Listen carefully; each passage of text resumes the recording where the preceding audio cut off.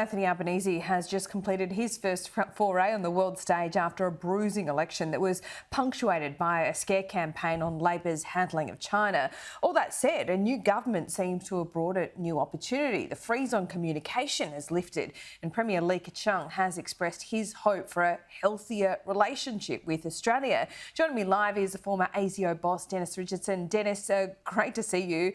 First of all, what about that? A new Prime Minister, barely sworn in. He was off to Tokyo to meet with world leaders. How important was this meeting?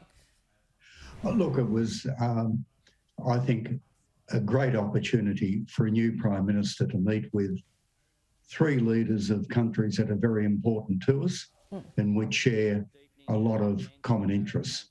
I think Mr Albanese handled that very well. At one level, it would not have been a difficult meeting for him, but on the other hand, you can make as many mistakes in an easy meeting as what you can a more difficult one. I think he's got the tenor and tone just right. Yeah, the diplomatic language is important indeed, and we did see this amidst perhaps Joe Biden not making it all that easy for Anthony Albanese with his comments. What did you think about that? Oh, I think the Prime Minister handled that pretty easily. I think by simply sticking to our formula, which goes back some decades in respect of Taiwan, that was fine. What President Biden said this time was not a lot different to what he said a few weeks ago. It's a little bit off script, but nonetheless, it says no more than what everyone has assumed for a long time. What about this reaching out, it would seem, from Premier Li Keqiang, saying he wants a more healthy relationship with Australia? That seems to be the first bit of communication in 3 years.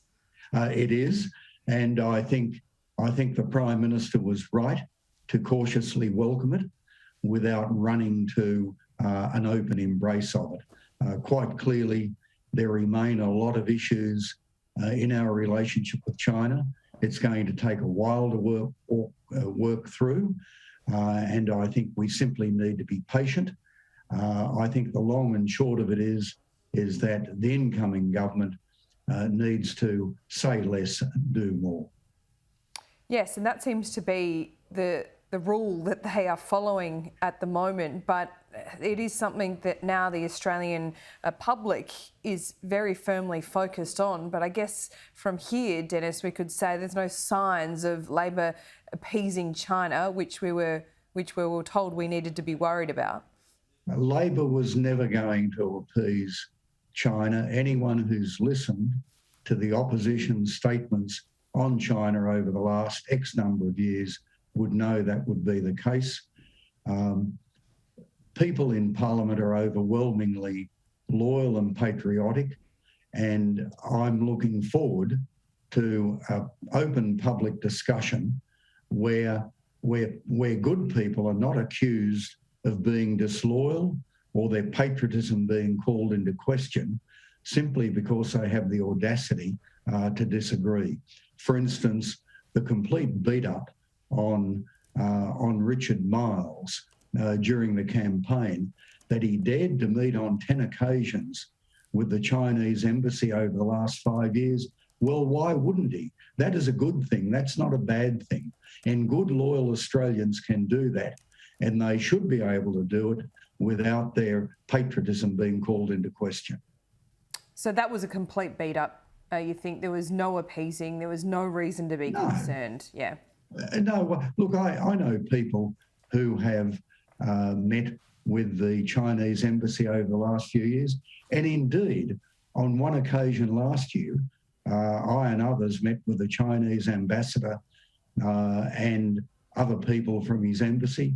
And quite frankly, if the cameras had have been there, they would have seen how you can have a respectful discussion and not give any ground in terms of your values or indeed your national interests. Do you think the electorate also rejected this scare campaign. We have seen experts say that, politicians need to be less shouty and a little bit more diplomatic in the way they deal with China. But if you look at the electorates in and around Melbourne, Alan Tudge even said that he believed that there was a massive swing from Chinese born Australians who saw this as a little bit xenophobic, perhaps. Yeah, look, Laura, I'm not a domestic political expert. If that's what people like him says, then it should be taken notice of. I would note that I think it's fair to say that the previous government was shaping up to have national security as one of their major themes during the campaign. Leaving aside any element of overplaying their hand, I think they were dealt a big blow, rightly or wrongly, by what happened with the Solomon Islands. And I think that took the wind out of their sail and made it very difficult for them to continue to pursue a major national security theme in their campaign. I don't criticise the previous government for that. I think what happened with the Solomon Islands might have happened regardless. I'm just not quite sure. But it certainly played in domestically and was something from left field, which the previous government was not anticipating. And Dennis, just finally, we did see that boat arrive on election day as well, and a text message was sent to voters in marginal seats. What does that do to national security? Oh, look, you can have legitimate differences in the national security sphere. I'm not someone who says that you can't have differences. I suppose my red line, for what it's worth, is when people's loyalty and patriotism are called into question for domestic political reasons. In terms of the boat, that was a bit of mischief making. I notice that the new government has launched an inquiry into that, and so they should. But Laura, look, I've got to point out one little historical fact in relation to this election that no one has picked up on.